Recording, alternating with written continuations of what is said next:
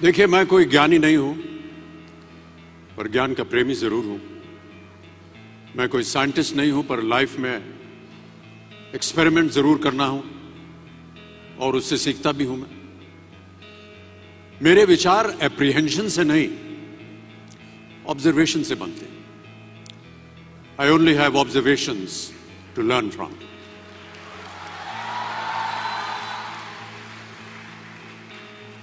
शिक्षा का महत्व मैंने बचपन से ही देखा है।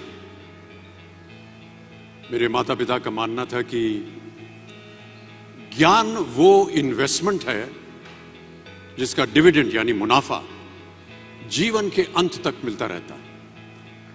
बड़े बड़े गुणी जनों, साहित्यकारों का हमारे घर में आना जाना हुआ करता था।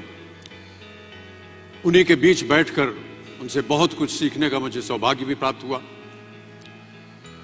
मैं ऐसा मानता हूं कि एक सामान्य जिंदगी जीने के लिए इंसान को रोटी, कपड़ा और मकान के अलावा अगर किसी चीज की सबसे ज्यादा जरूरत होती है तो वो है शिक्षा, education.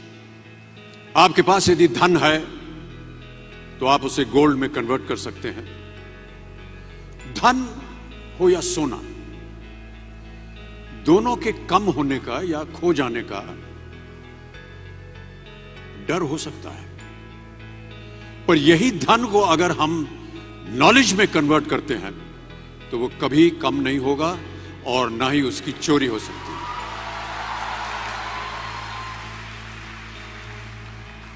Money, ladies and gentlemen, anyone can steal, but knowledge cannot be stolen from you. मैं आपसे पूछूं कि सबसे शक्तिशाली व्यक्ति कौन है? सबसे शक्तिशाली व्यक्ति कौन है? तो कोई कहेगा कि जिसके पास पावर है, वेपन्स हैं, शस्त्र है, धन है, किसी देश का राजा या किसी सल्तनत का वारिस है। मेरा ऐसा मानना है कि वेपन्स, मनी किसी को पावरफुल नहीं बनाते हैं, या अगर बनाते भी हैं तो कुछ समय के लिए ही बना पाते हैं। दौलत आज होगी, कल नहीं।